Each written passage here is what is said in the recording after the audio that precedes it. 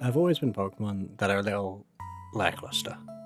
Like, Game Freak have gone back and buffed Pokemon's stats throughout generations, starting from all the way back in Gen 5, and Scarlet and Violet had some important changes to abilities like Shiftry and Empoleon, and I mean, they even added evolutions to Pokemon like Dunsparce and Giraffric, which were kind of forgotten about. But there are some Pokemon that didn't get these changes and have been left to still just be forgotten. And I thought it's only fair that we give these Pokemon a chance to be useful and perhaps even good. So I made some changes that I think are not necessarily amazing changes, but realistic changes that could happen to the Pokemon. Let's start off with some examples of Pokemon that I've already spoken about before. And we'll start that one off with someone like Ledian needs a buff to its physical attacking stat, quite clearly. Base 35 with Iron Fist and punching moves. Come on, man. Listen, I know the physical special split wasn't until Gen 4, but come on, you could have changed it then. Like, at the least, swap its special attack and attack, 35 and 55. Give it a higher physical attack so it can actually use Iron Fist. Preferably, you actually buff its physical attack stat and make it somewhat usable, maybe to even a 60 or a 70. Or change its typing from bug flying to bug fighting. Then you have an option that isn't Heracross. Or if you don't want to change its typing, you want to keep it as a flying type, then you have to give it that buff because otherwise it's competing with Ninjask and Scyther. And what does Ledian have that Ninjask and Scyther don't? Scyther has the boost from Technician.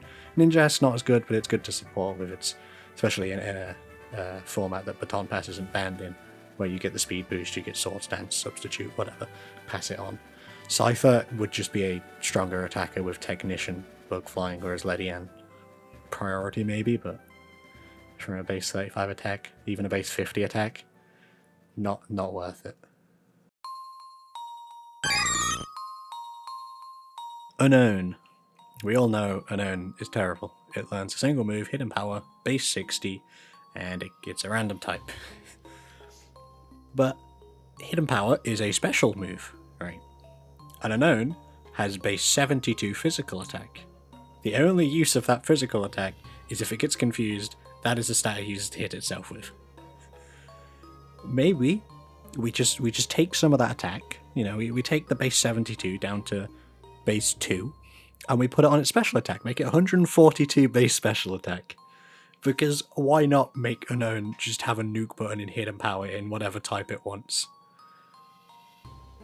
It's obviously never going to happen, but it would be kind of funny, and it's different to at least what the ROM hacks do, where they just give it all of the power moves, which doesn't really make it much more useful with its 48 base defense, special defense, and speed, and HP, so be funny at least. As a side note here, Hidden Power was buffed in Legends Arceus to always be super effective against the opponent, which could be a cool thing if they don't want to actually bring Hidden Power back, but bring Unown back, or if they do want to bring Hidden Power back as like a mini Terra Blast, then give Unown an ability that allows Hidden Power to always be super effective.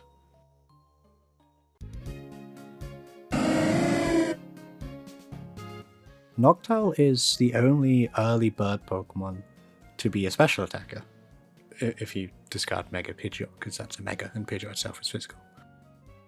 But why not actually use that and kind of make its special attack match its special defense? It's only a boost in about 10-ish base power, but Noctowl is the lowest of the early route birds in stats, and even the first stage Swallow gets its boost from Guts, so even if it is lower stats because it's not a third stage Pokemon, it gets double attacking Guts. Or maybe instead of boosting its special attack, give Noctowl adaptability, so that you get the choice between running adaptability to boost your Hyper Voices and your Hurricanes, or Tinted Lens so that you're hitting your resisted attacks a lot stronger, whether you want to just purely buff your stab, or make it so you can hit everything for neutral damage. Then there's a trade-off in its abilities, because you're not really going to use Keen Eye or Insomnia.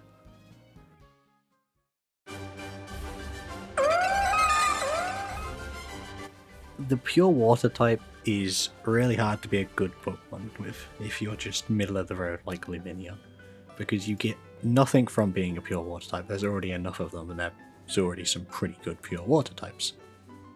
Lumineon does get access to things like Tailwind and U-Turn and Flip Turn, but it doesn't really have a niche outside of that. Maybe giving it a new ability, or changing one of its abilities to something like Dazzling, which still fits for Lumineon, I think. It glows, you know? And it allows them to set up Tailwinds in obviously lower tiers of its stats. But it gets up these Tailwinds without having to be scared of priority moves. In fact, if you're playing doubles, blocking any priority moves into your secondary target as well. And it gives it more of a niche than the water-type Tailwind setter. That maybe you'll use Storm Drain, but it's not very common. And its offensive stats aren't as good as its defensive, so giving it a defensive ability just kind of suits Lumineon a bit better. It's because it's a pure water type that it kind of falls down. Even adding a fairy typing to Lumineon might make it a bit better, especially with its defensive profile of fairy types.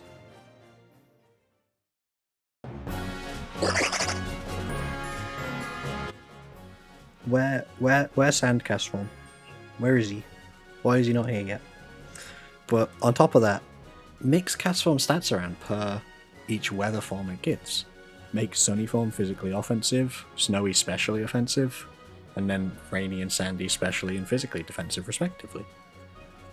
And then maybe even make Forecast change how Weather Ball works. So Sun and Sand are physical attacks to make use of its higher physical attack in those forms, and Rain and Snow are special attacks. Maybe it could have special effects that aren't just status like Burn or Freeze or something like that. But base 70 around the board for every form, you just use a better Pokemon to make use of the weather. And this whole thing's gimmick is the weather, and it doesn't do anything other than change its typing in the weather, which really isn't that impressive nowadays, is it?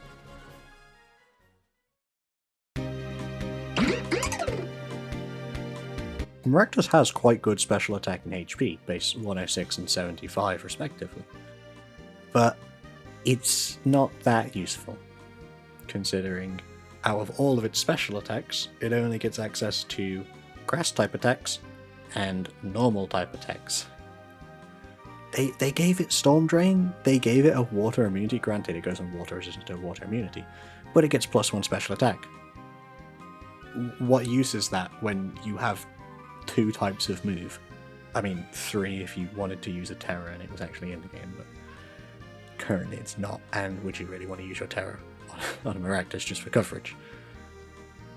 Its physical moveset's better. It gets access to stuff like Knock Off, Sucker Punch, Drain Punch, and Poison Jab, whereas, you know, you're running your base 106 special attack where you get access to Hyper Voice and Energy Ball and Giga Drain and Leaf Storm and no coverage.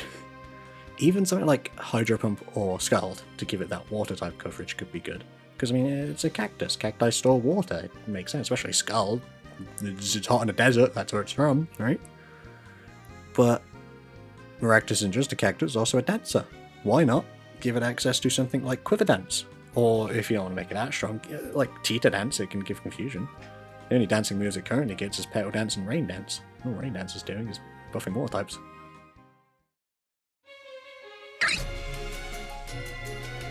Luvdisc itself isn't terrible. Like, its stats are very low, but its defenses are usable for a Pokemon with that low base stats.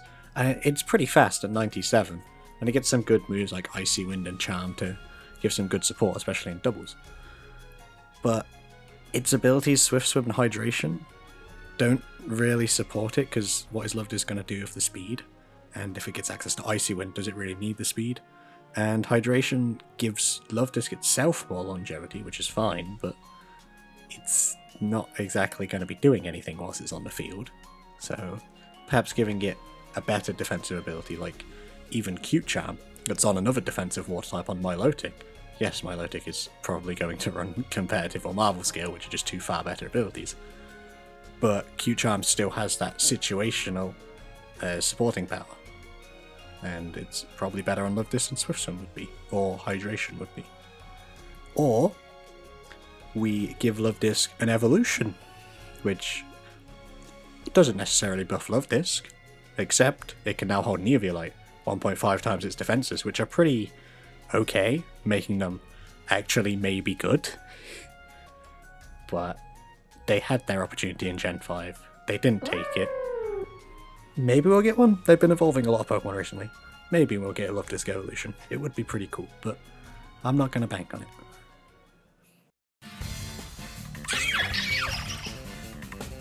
Wugtrio only really works because it's so frail, but it gets very strong moves in Earthquake and Stone Edge. And the rest of its stats are pretty bad. It's really fast, and it's really physically offensive, but it is paper thin. So when they just move this 1-to-1 and make it water type, it's just not very good. All three of Wugtrio's abilities are also more defensive than offensive, right? It gets gooey, which when you can take one hit, is it really worth it? Especially on a fast Pokemon. It gets rattled, which again, you have to take an attack, and it makes you faster on a very fast Pokemon, base 120. And then Sandveil, which is, yeah, defensive, you know, you might avoid getting hit, but it requires you to be in sand, which you now take damage from because you're a water type. Like, give it something more offensive, more of that power immediately. Like, Dugtrio gets Sand Force, or it gets Arena Trap, which forces you to have to fight the Dugtrio. Maybe give it something like Adaptability to boost its triple dives, or Technician, which would also boost its triple dive. So it actually has that power of, say, Stab, Earthquake, or Stone Edges, rather than its current pretty mediocre attacks that it gets access to. Its move pool is just far too shallow.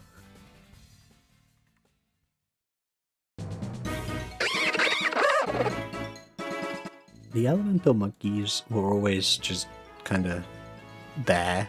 You know, you play in Gen 5 and it's like, oh, you want this gym to be easy? Go take the monkey, and it's still pretty bad. But each of them are copies of a different type. They all get a very similar moveset. They all have the exact same base stats. They all get the same abilities.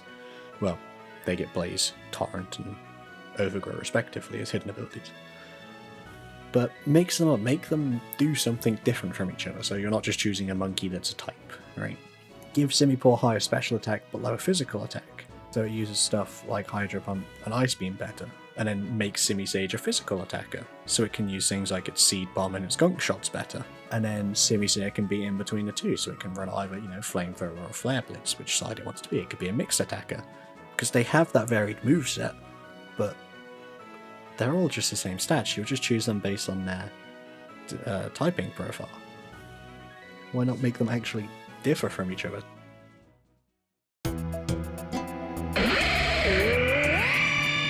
These two fossil Pokemon get hindered by their choice of abilities. I know that sounds weird of Aurorus because Glacier is such a strong ability, but when you get one hit by Bullet Punch and Mach Punch, both priority 4 times super effective on you, what's the point in getting your stronger offense through Refrigerate? Even giving it something like Solid Rock. You know, we can't change your rock typing because every fossil is rock type. Unless you're from Galar, then you're not a rock type. But giving it Solid Rock at least allows it to take hits slightly better. I think it would still die to a Scizor Bullet Punch, but you know, you can take the hits a bit better, or if you want to go the really good option, give Aurorus an ability that sets up Aurora Veil on switching. I mean, it's the Aurora Pokemon, right? Maybe not, you know, 5 turns or allow it to be Light Glare boosted, but maybe it switches in, it gets like 3 turns of Aurora Veil or something. So it has that bulk to not just get smacked by a Bullet Punch or a Mach Punch, or even giving it a Fire type move, so you can actually counter the switch-ins of Steel types. You're still weak to fighting types, but you know, you don't just get absolutely bodied by Scizor just coming in, taking your attacks, resisting them, and then smacking you next turn. Archeops is the same thing with abilities, but in the opposite way, where Defeatist, I get it, right? Archeops has base 140 attack. That would just be insane. But half health is very easy to knock a Pokemon under. Why not, instead of half health, we just lower it to a third, like the pinch abilities like Swarm and like Overgrow, where when Archeops hits under a third, it hits a lot less powerful. Because it'll also allow Archeops to then use at least 2 Head Smashes, It doesn't have to rely on heavy duty boots because you might still be above a third HP after taking rocks damage and taking a hit. It's not very bulky, but it still has some defenses at base 65 each and 75 HP.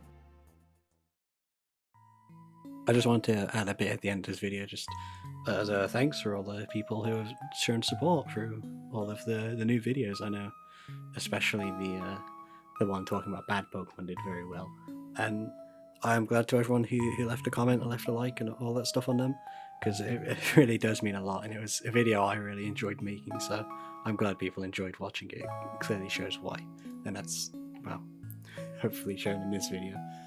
All the comments being, you know, people making discussions about the Pokemon, people with their own opinions. It's really cool to see it. It's really cool to see these other opinions, like on Luvdisc and Avalog and all these different people's experience of these Pokemon. Or just the people who showed their support. A big thanks to all of you showing up and all the subs, and thanks for all the editing. It was very nice of everyone to leave comments like that, and I just thought I would leave a thanks to you all here at the end of this video.